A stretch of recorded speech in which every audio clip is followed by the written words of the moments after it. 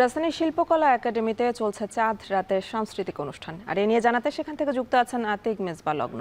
লগ্ন, ঈদ মুবারক আপনাকে। বাংলা একাডেমি, শিল্পকলা একাডেমিতে এই মুহূর্তে কি কি আয়োজন রয়েছে আর অংশগ্রহণকারীদের প্রতিক্রিয়া কেমন দেখছেন?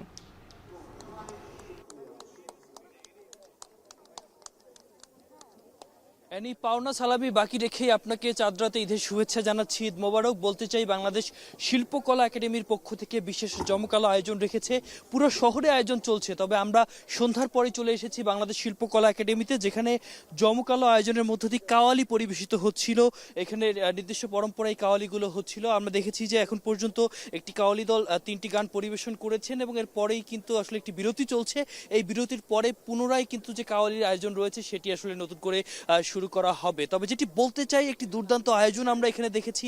এখানে আসলে যারা গুণী শিল্পী রয়েছেন তারা যেমন থাকবেন, একই সাথে সংস্কৃতি মন্ত্রণালয়ের যারা কর্তৃপক্ষ রয়েছেন, সচিব রয়েছেন, সবাই কিন্তু এখানে থাকবেন। এবং একই সাথে আরেকটি বিষয় জানিয়ে রাখতে চাই, সন্ধ্যার পর থেকেই কিন্তু আমরা দেখেছি যারা নগরীর শেকড় গড়া মানুষ, যারা একদম শেকড় গড়েই এই নগরীতে ছিল, অর্থাৎ ঈদ যাদের সবসময় এই নগরীতেই করা হয়, তাদেরকে কিন্তু দেখেছি বেশ হাফ ছেড়ে স্নিগ্ধ একটা পরিবেশে এখানে তারা আসলে উপভোগ করছিল। এবং বয়সের ভেদ ঝেড়েই কিন্তু এখানে একটি জমকালো আয়োজন কিন্তু আমরা স্বাভাবিকভাবেই এখানে দেখতে পেরেছি।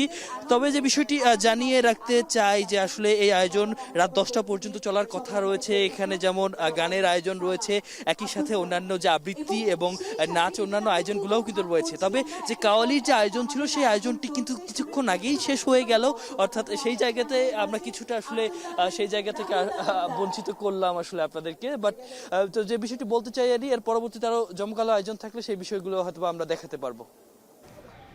শিল্পকলা একাডেমিতে চলছে চাঁদ রাতের সাংস্কৃতিক আয়োজন, আর সে খবরই জানাচ্ছিলেন সহকর্মী আতিক মেজবা লগ্ন।